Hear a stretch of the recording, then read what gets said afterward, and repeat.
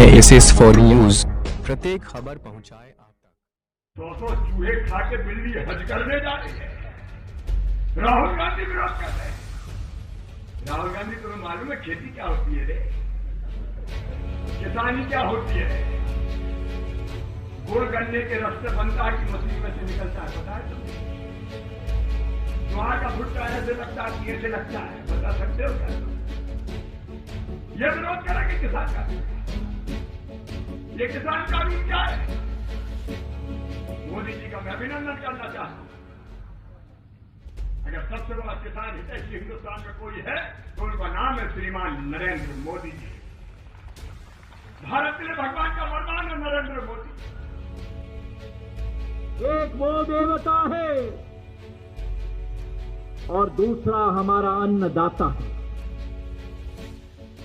और जो 1965 में जिस समय भारत पर पूरा बोझ पड़ा था, खाने के दाने नहीं होते थे, PL 480 जो बंधन अमेरिका ने भारत पर लगाया था, उस PL 480 को खारिज करके 1965 में पहली बार भारत के किसान और भारत को आत्मनिर्भर लेने का एक कदम लिया गया था।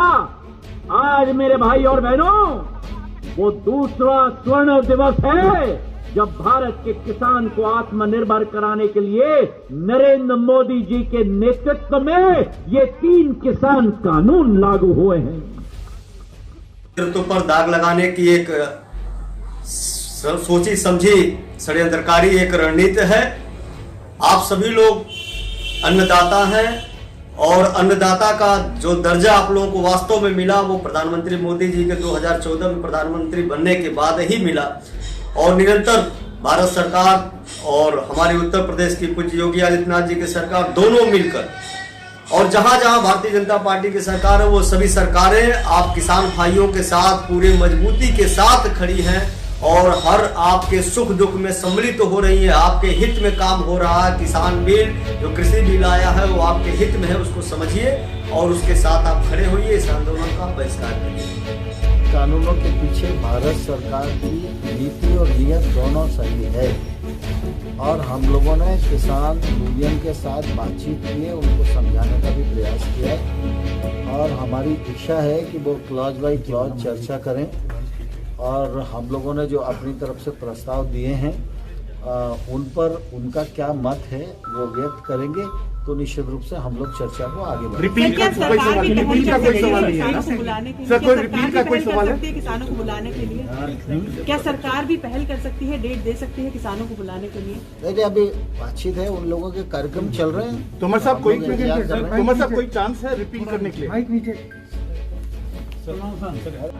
फल सब्जी से जुड़े व्यवसाय में भी ज्यादातर बाजारों पर सरकारों का सीधा दखल नहीं है।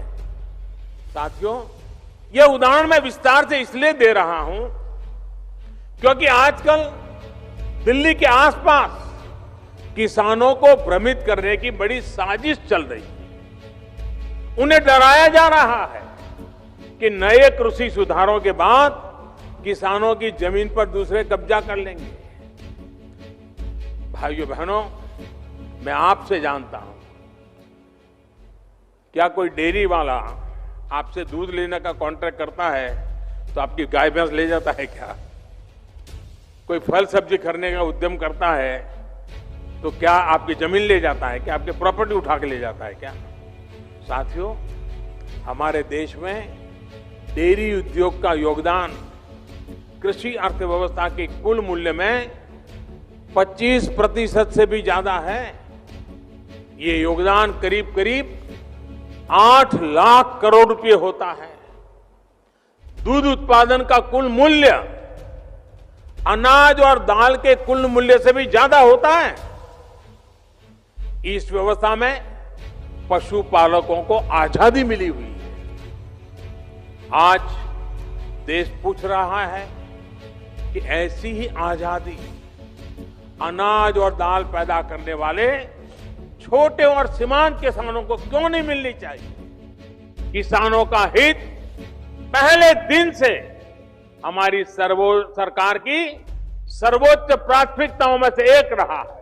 खेती पर किसानों का खर्च कम हो, उन्हें नए नए विकल्प मिले, उनकी आय बढ़े, किसानों की मुश्किलें कम हो, इसके लिए हमने निरंतर काम किया है। मुझे विश्वास है हमारी सरकार की ईमानदार नीयत, हमारी सरकार के ईमानदार प्रयास और जिसको करीब करीब पूरे देश ने आशीर्वाद दिए, देश के हर कोने के किसानों ने आशीर्वाद दिए हैं।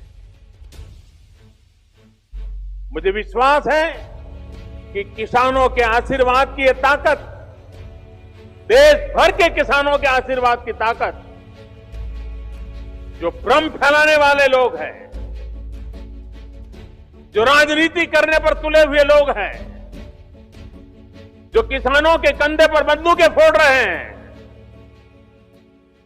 देश के सारे जागरूक किसान उनको भी परास्त करके रहे। आज कच्छ में भी नई ऊर्जा का संचार हो रहा है। सोचिए, हमारे कच्छ में दुनिया का सबसे बड़ा हाइब्रिड रिन्यूएबल एनर्जी पार्क, और ये कितना बड़ा है? जितना बड़ा सिंगापुर देश है,